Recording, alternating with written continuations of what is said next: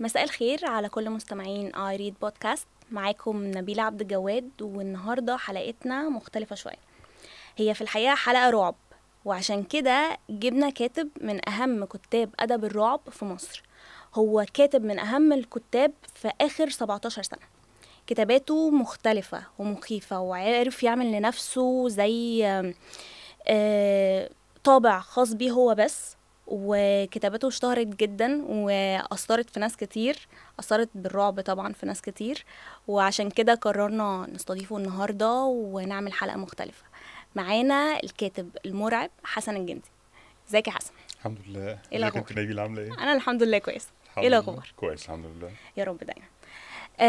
قولي بقى، من زمان قوي، من واحنا صغيرين واحنا عندنا شوية أساطير على شوية قصص خيالية، زي ما تقول بتتقال لنا من واحنا صغيرين، وبنكبر بنقولها لأولادنا والسلسال بيعيد بعضه. مم.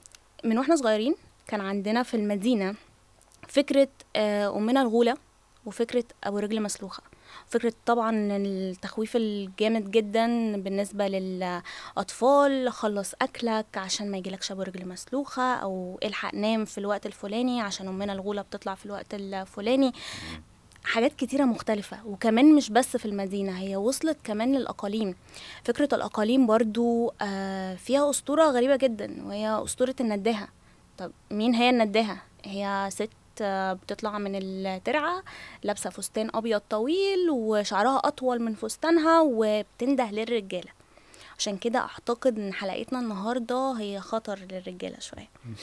فأنا بقى كنت عايزة أعرف مين هي النداهة من وجهة نظر كاتب الرعب حسن الجندي. النداهة في الثقافة المصرية أولا بتعتمد على كام حاجة. أول حاجة مواعيد شغل المصريين القدماء كانوا بيشتغلوا لحد وقت قريب، وخصوصا في النظام القرى، إنه لازم يشتغل من صباحا، من الفجر لحد آخر ضوء. بعد كده لازم يرجع على بيته عشان يجهز اليوم اللي بعديه. أما الشخص أو الراجل اللي يفكر يخرج بالليل بيعرض نفسه الخطر.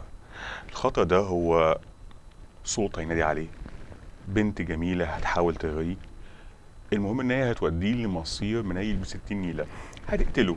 وبس من كل قرية وقرية تانية بتختلف طريقة القتل. في النداهة اللي بتجذبك لحد الترعة تخليك تنزل فيها وتغرق. في النداهة اللي تطلع لك في الحقل وانت ماشي بالليل، لو عرفت توصل لك هيلاقوك تاني يوم الصبح مقتول بطريقة شكلها طبيعية. في قرى في مصر، القرى دي كانت بتعتمد على فكرة ان النداهة ما تطلعش الا لابن الليل، الشخص اللي متعود يخرج بالليل. وطبعا هو بيخرج بالليل معناه ان هو بيهمل ارضه، ما بيصحاش الصبح بدري عشان يشتغل، فمصيره هيكون سيء جدا. طبعا اكيد طبعا فكرة ان حد اتقتل بالليل ممكن تبقى جريمة قتل عادية، جريمة انتقام. طار والحاجات اللي بتحصل في عادي الصعيد دي. جدا، بس ممكن احنا نلبسها للنداهة علشان نلاقي منطق، لان احنا لقينا واحد مقتول الصبح بطريقة غريبة، مم. غرقان في ترعة او او ميت موتة بشعة مثلا في مكان. بنحاول نطمن نفسنا. الرعب ساعات بيعتمد على ان انا اطمن نفسي ان الشيء المجهول عليا اكيد هقوم قايله بس خلاص ده عفريت، لا بس خلاص ده جني. الرعب ده فكرته كمان انا عايز ارتاح ان اعرف اصل الحكاية. يعني مثلا ممكن تكون في كائن اتسعر او كائن مرعب في مصر، زي مثلا فكرة السلعوة. اه، دي كانت عاملة أزمة فترة في حياتي. ايوه، وفي التسعينات كانت عاملة ازمة، وفي اه. الالفينات عملت ازمة. هو كائن محدش شافه بالظبط، ولكن انا عايز افسر موت ناس كتير. ما هو ناس بتموت موتات غريبة وبيطاردهم كائن، اللي بيلحق ينجو بيحكي ان هو شكله مرعب. هو وارد يكون الكائن ده تزاوج بين كائن وكائن تاني في الصحراء، عادي بتحصل كتير جدا، فيطلع شيء شبه الديب او الذئب، بس فيه صفات كلب وذئب وليه تكوين جسم مختلف. فابدا اوعظ، لا انا عرفت هو ايه الكائن اللي بيطلع لك ده، هو السلعوه. السلعوه بالمناسبه ليها تاريخ مع المصريين القدماء. اوكي. يعني المصريين القدماء كانوا بيقولوا ان السلعوة الكائن ده بيحرس المعابد المصرية، وان اي حد هيسرق معبد او يسرق النذور بتاعت المعبد، النذور اللي هو الندر، اللي هو عادي عندنا لحد دلوقتي، اللي هو انا هيبقى عامل ندر لو انا بقيت كويس هوزع مثلا هدي المعبد عيش او هدي المعبد اكل. فاللي بيسرق النذور دي من المعبد هيجي بالليل السلعوة هتيجي وتخلص عليه. وكمان بدأوا يدوها صفات، خلوا ان السلعوة هي امرأة طبيعية في يومها، ولكن بالليل بتتشكل في الشكل ده اللي هو شكل عامل زي الذئب شوية، عندها قائمين او ايديها الاتنين اللي قدام او اللي بتقعد عليهم اطول من اللي ورا، ان هي بتفترس ضحاياها افتراس مرعب، وبترجع الصبح تاني تبقى طبيعية. ملاحظ الموضوع ان المرأة موجودة في انا النداهة كنت وموجودة في لسه السلعوة. هقول كده، نداها وسلعوة، في يعني العفاريت مستقصده الستات. اعتقد الموضوع يمكن علاقة ان احنا مش فاهمين الست لحد دلوقتي، مش فاهمين المرأة. اعتقد الموضوع غموض، اكيد المرأة فيها سر، ولا انت رايك ايه؟ كل الناس بتقول كده، بس انا بشوف ان الستات سهله شويه. ما احنا كرجالة مش فاهمين الستات جايز عشان الراجل واضح اكتر، الست بتحتاج بحس ان مخ الراجل سيستمه سهل قوي، يعني اللي هو ويندوز 95، لكن يعني تمام ممكن تتعامل معاه. مظبوط.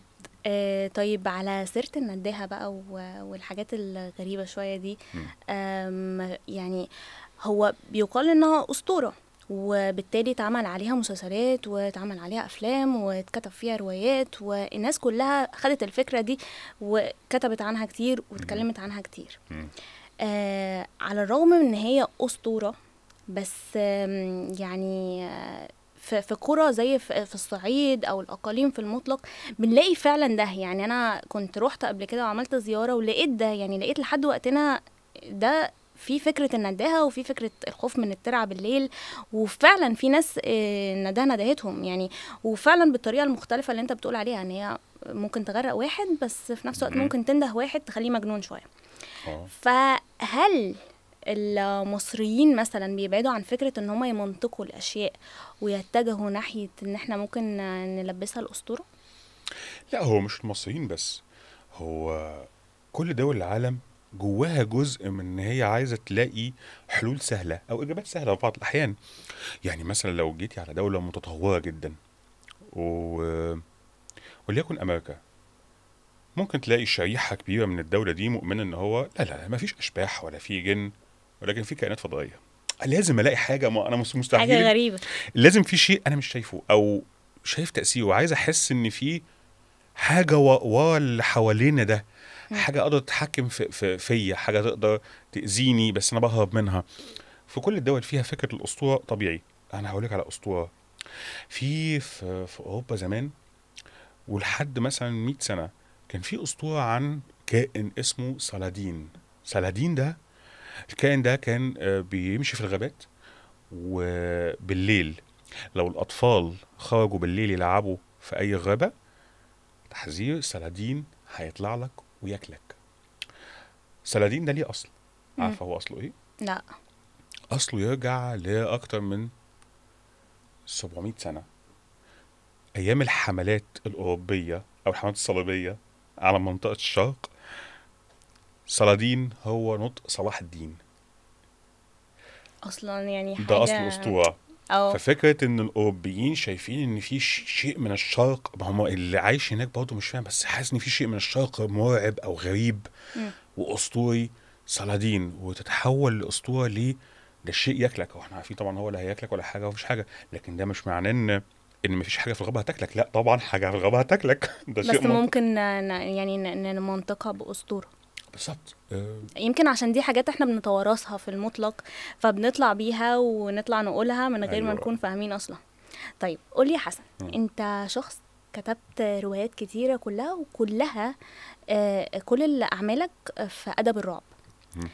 أفكار مختلفة، جزار أكلي لحوم البشر، شخص بينتقم بأكل لحم بشر زيه. عندنا ابتسم فأنت ميت تحنيط البني آدمين. عندنا كمان نصف ميت، وانا كنت قايله لك على يعني رأيي في الرواية دي، بتتكلم على النصف الميتين الأحياء. ما انا اكون يعني قلت التعبير عنها صح. انا عايزه اعرف حسن الجندي ككاتب رعب، هل واجهته او حصل موقف معاه رعب بجد او مخيف اثناء كتابته لاي روايه من رواياته؟ بصي، هو اكيد طبعا كلنا بيحصل معانا مواقف اللي انا بعتبرها كوميديه ولذيذه في بعض الاحيان، اللي هو واحد كوميديه. طبعا واحد بيبقى قاعد يكتب ولا حاجه ويسمع صوت حاجه بتعمل كده في اوضه النوم. بص حواليك مفيش حاجه، ويطلع في الاخر ان انت بتتخيل واحد بيكح في الدور اللي فوق. بمناسبه الدور اللي فوق، اكيد كلنا حاسين ان في حد بيحرك حاجه في الدور اللي فوق. اكيد دايما حسيتي بيها. دايما على طول، يعني دايما كل يوم. في سر في الدور اللي فوقينا، وانا الدور اللي امم فوقيه ما حدش عايش فيه بالمناسبه. انا الدور الفوقيه روف، يعني انا في الدور الاخير فمفيش حد ما خالص. ما حدش، وفي ناس بتحرك بالليل برضه مم. لازم الاساس. العفش، يعني تحس ان هما في حاجه، عندهم في نقل، في حاجه في عمليه ناس. كامله، عمليه عزال كامله. لكن بغض النظر عن الحاجات اللي هي بتحصل لنا كلنا، اللي هي الخضات دي، انه يقطع الحاجات دي. انا في مراهقتي وبدايه شبابي، يعني كان ليا بعض التجارب البسيطه، تجارب ان انا اقرب من المواضيع دي. جات لي بعض الدعوات من اصدقاء. طبعا الشباب متبقاش خايف من حاجه، فبتبقى عايز تخش بقى، اللي هو ايه، انا ما بخافش. فين في جلسه تحضير ارواح بيقولوا بيحضروا روح، لا يهمني حاجه اروح التحضير ارواح. فين البتاع؟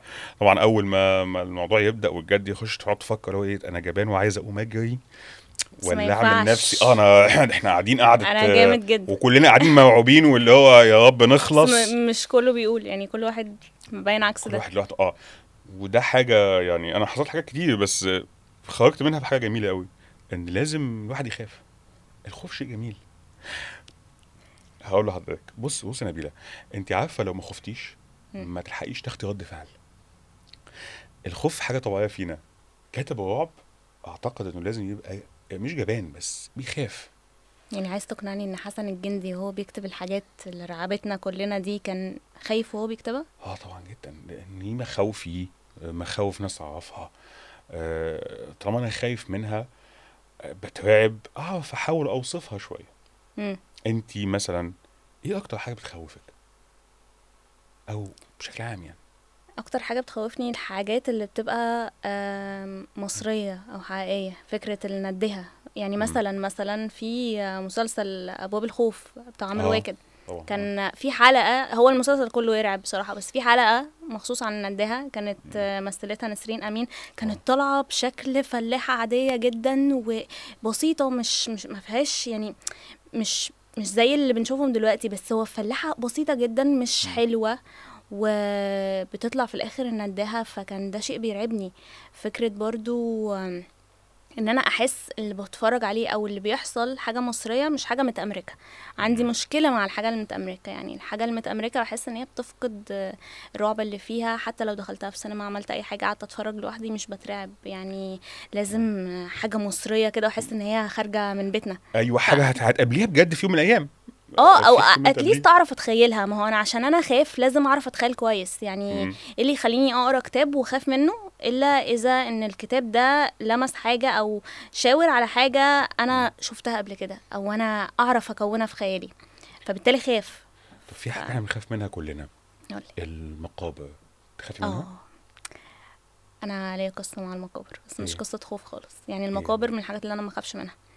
اه يعني مثلا روايتي الجديده اللي لسه هتنزل، انا في فصل كامل رحت كتبته في المقابر. في المقابر؟ في المقابر. وبتقولي انا اللي كاتب رعب؟ في المقابر حقيقي، لان هو كان في المقابر، فانا عايزه اخد الفايبس دي، عايزه احس عشان ادي ده في الروايه، في يعني القارئ يحس بيه. فلا رحت المقابر وكمان يعني حاجه غريبه شويه، بس ان انا نزلت مقبره تحت وشفت اللي هو العين الرجاله والستات وشفت اموات تحت. فبس الغريبه ان انا ما خفتش، خفت بعد ما روحت بدات ازاي؟ اتخيلهم بيصحوا. اه فتخيلي ليهم هما بيصحوا اه وكفن ابيض مطرب لان انا يعني الصوره، يعني عيني دايما هي كاميرا، لقطت مشهد معين او لقطت لقطه معينه فابتدي انا اطورها في دماغي. منتجيها لما ترجعي بقى وتبداي بالظبط. تظبطي فيها. فيوم ما عرفتش انام، قعدت اتخيل بحاجات غريبه تخيلتي ان هم بيقوموا واسمع. من القبر؟ بيقوموا بنفس يعني هما الكفن بيبقى يعني ابيض مطرب قوي ويعني هش قوي، فان ماذا لو الحاجه دي قامت كده؟ ف يعني احساس مرعب شويتين تفتكري انت ثلاثه. بتفتكري يعني خفتي زمان من المقابر؟ طبعا دلوقتي انت بتخافيش من المقابر اظن دلوقتي، صح؟ لا، هو اللي انا بحكيه ده حصل يعني اه من كام شهر. قريب. لكن وانا صغيره نزلت مقبره حقيقيه يعني. مم. كنا في المقابر بتاعتنا، فعمتي خدتني كده من ايدي وانا طفله صغيره عامله قطتين كده، فاخدتني. وكان في مقبره لسه جديده ما دفنش فيها حد، فهي نزلت تتفرج فخدتني معاها. اه اللي انا فاكراه عن المقبره دي ان هي كانت فيها ساقعة شوية، يعني تحس ان انت كأنك مدفون، مش مدفون رملة بس مدفون تحت حاجة فوقيك مندي. عارف الاحساس ده؟ عارف شويه، هو بعيد انه عارف، حاسس ان اكيد انا انت دفنت كاتب قبل رعب كده بس فاكيد عارف الاحساس ده. عارف الاحساس ده.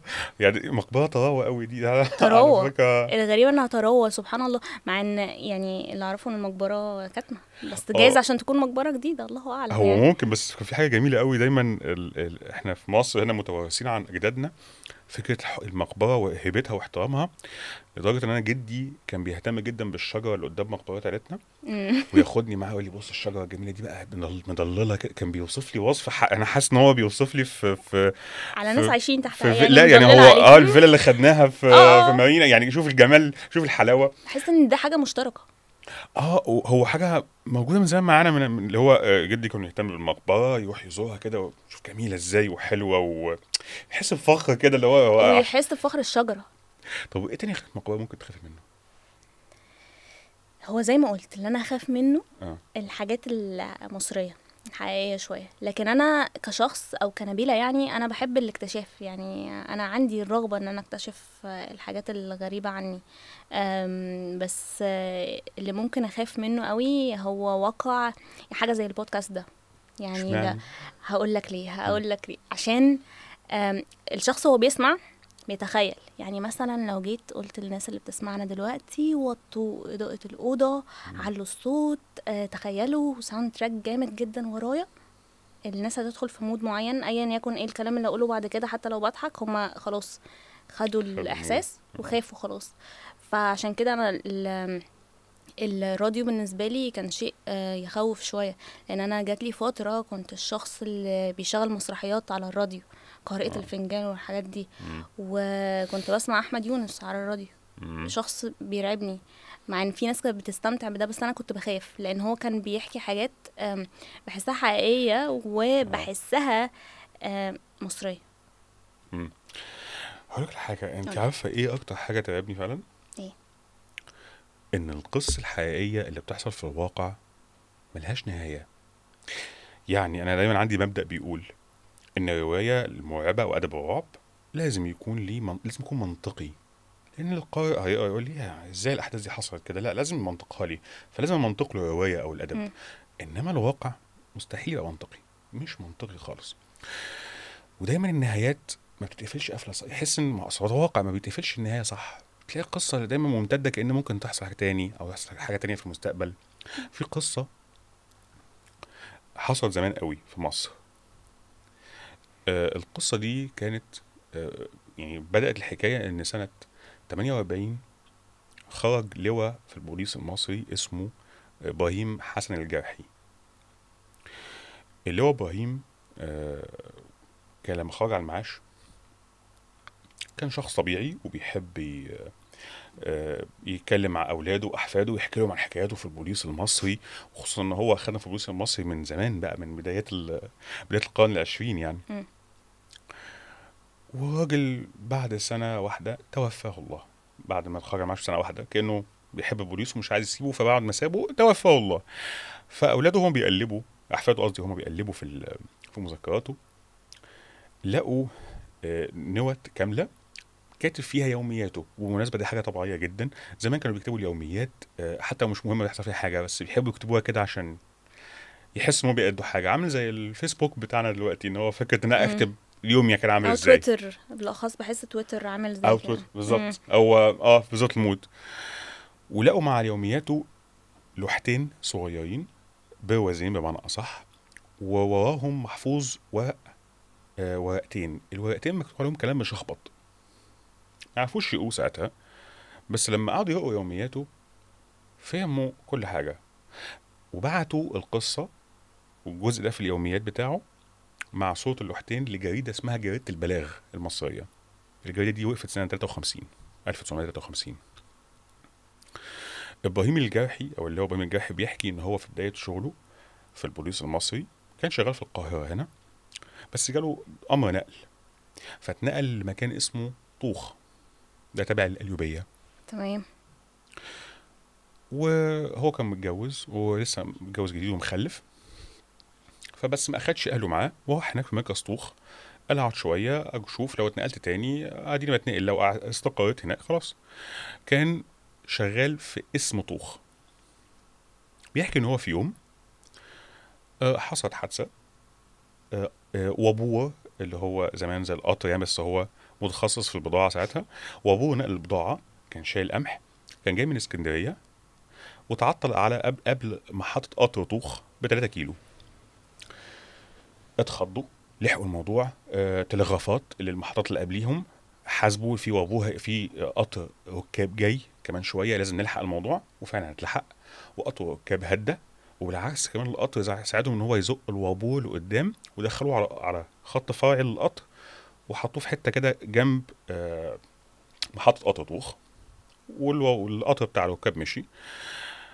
فابراهيم الجرحي جاله امر احرس الوابور لانه مليان قمح، احرسه بالليل لحد دي تاني يوم الصبح نشوف حل بقى ليه. كل قوه الاسم بتاعته كانت 3 عساكر وبشاويش، كان اسمه سلطان بشاويش. ساعتها هو بات، ابراهيم الجرحي بات في اوضه نظر المحطه، وجنبيه الكلوب بتاعه. الكلوب ده عباره عن زي مصباح كده اضاءه بيتشال وبيشتغل بحاجه شبه الجاز يعني او حاجه زي كده. وفضل قاعد، فجاه سمع صوت صرخه وخطوات بتجري، كان الصوت جاي من بره الاوضه، فخرج جري، محطه فاضيه، بص يمين وشمال مفيش حاجه، نزل مع المحطة واتمشى لحد الوابور، لقى سلطان البشاويش بتاعه. سأله انت شفت حد بيجري؟ سلطان قال له لا. طب سمعت حاجة؟ سلطان قال له ايوه يا فندي سمعت. مش هو لوحده بقى كده اللي سمع؟ بالظبط. قال له مين اللي كان بيصرخ؟ قال له الله اعلم يا فندي، بس معلش اقرا قرآن عشان ربنا يكرمنا الليلة دي. طبعا ابراهيم بيحكي موضوع مهم اللي هو بس يعني مش لازم ندقق. حتى ابراهيم نفسه بيقول ايه، انا ما قدرتش اقول له حاجه لان الموضوع يعني ايوه له قرآن وانا ما شتمنيش. ماشي. لسه بيرجع المحطه تاني سمع نفس الصرخه وخطوات بتجري. استغاثه يمكن. ساعتها جمع العساكر، ال3 عساكر اللي هم واقفين في حوض الوابور، وسأل في ايه في ايه في ايه. سمعنا بس ما شفناش حاجه، لحد ما سلطان اخده على جنب وقال له بص يا فندي، والله ده هقول لك اللي حصل. اصل بقالنا سنه في جني في المحطه هنا وبيخوف الناس عشان لو حد خاف يلبسه، فاوعى تخاف يا فندي، واحنا الحمد لله برضه مش خايفين وتعدي ان شاء الله. ابراهيم الجرحي قال لك الكلام مش مترابط كده، منطقي. جني ايه ويخوف ايه وبتاع، ده صوت صريخ وحد بيجري، يمكن برضه تخيل، يمكن احنا تعبانين. رجع تاني على اوضه الناظر وقاعد. المره دي سمع صوت الصرخه بس الخطوات ما سمعهاش. الباب انفتح، هو بيوصف كده بالظبط. دخل عليه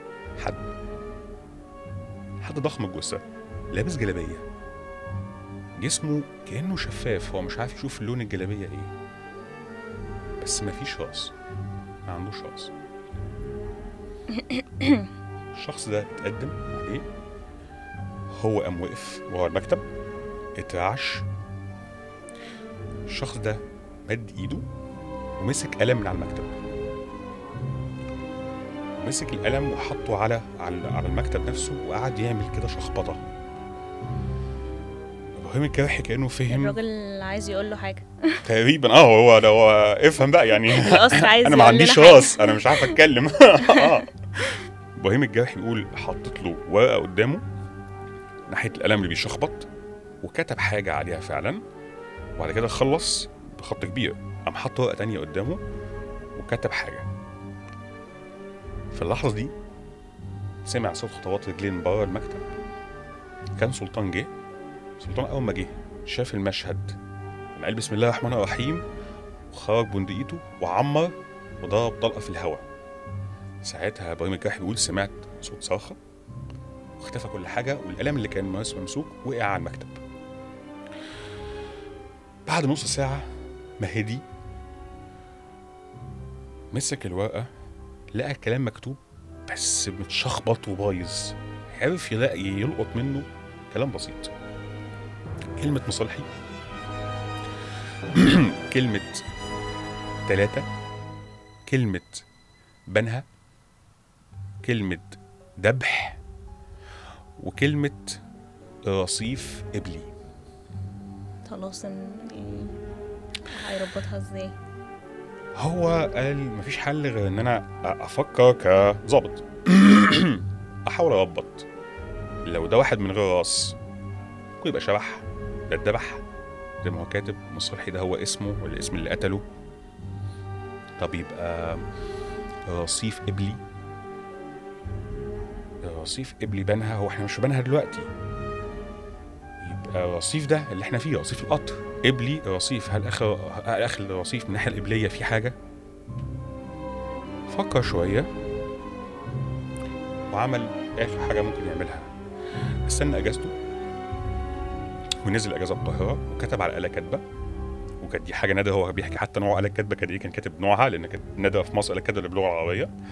كتب تلغرافات لسعد باشا زغلول كان رئيس الوزراء ساعتها، ولوزير الداخليه والمعاونين وكل الكلام ده. كتب تلغرافات بيقول فيها ان في واحد مقتول واسمه مصلحي مدفون في قبلي مركز طوخ، في قبلي رصيف بتاع محطه مركز طوخ. ورجع تاني شغله ابراهيم الجرحي في الاسم بشكل طبيعي، وكأنه مش هو اللي بعت الحاجات. وتم تكليفه بشكل رسمي في الاسم ان هو والقوه اللي معاه اللي تدور فعلا هل في حاجه موجوده في قبلي المحطه او رصيف المحطه. ده بعد طبعا ما بعت الجواب. بالظبط، هو بعت فعلا مجموعه الجوابات للناس كلها.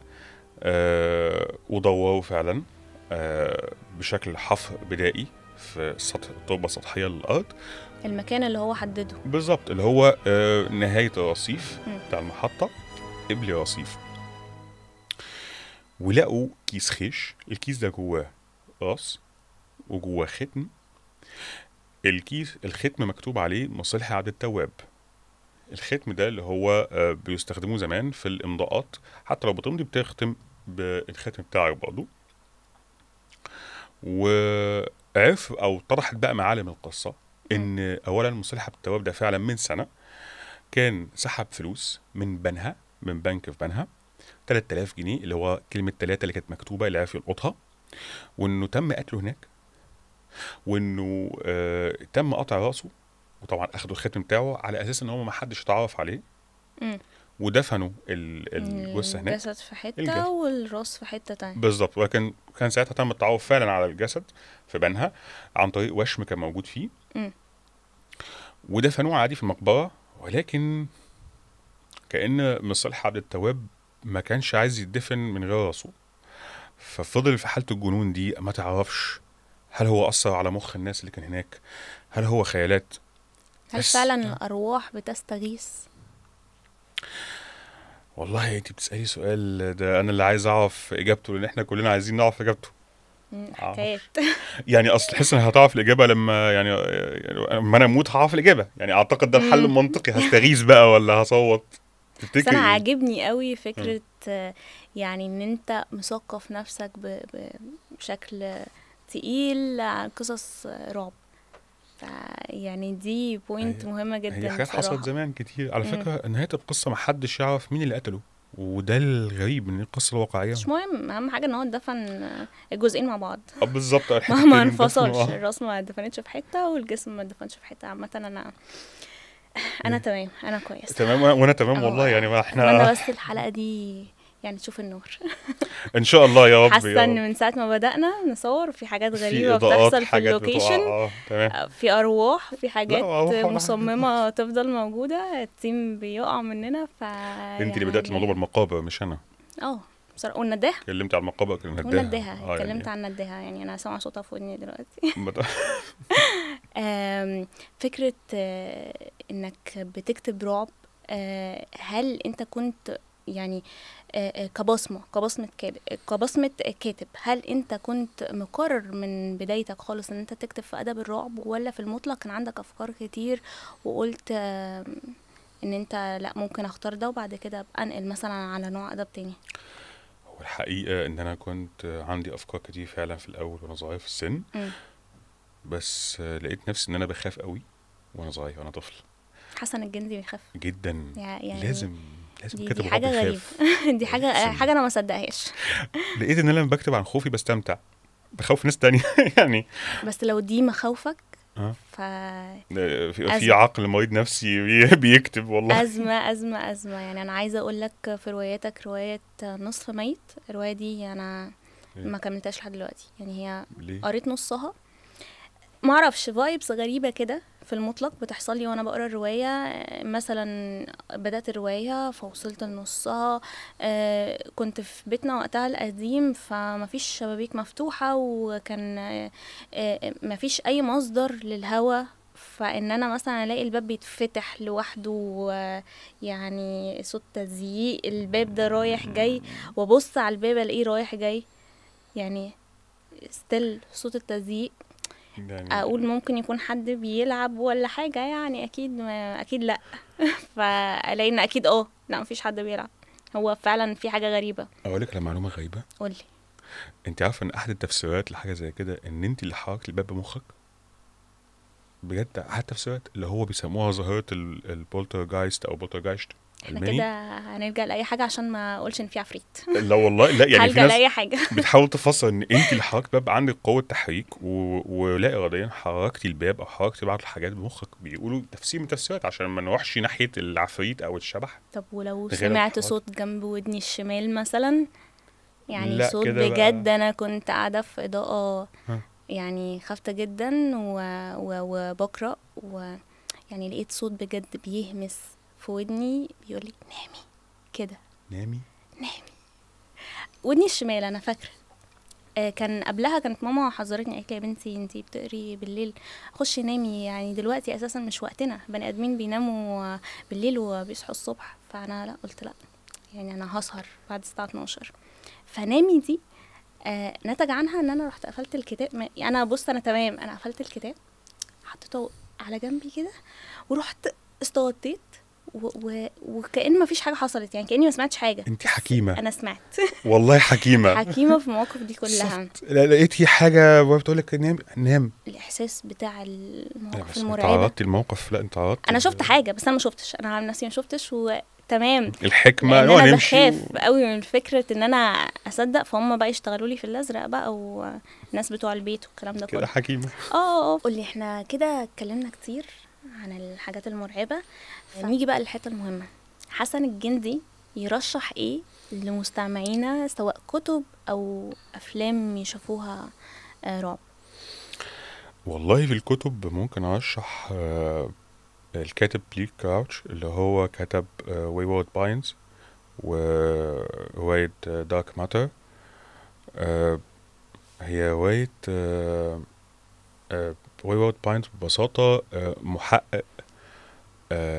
محقق جرائم عادي، بتحصل حالات اختفاء في المنطقة اللي هو فيها، فبيروح يتبعها لحد ما فجأة هو بيتبع حالة من حالات الاختفاء، بيغمى عليه، بيصحى.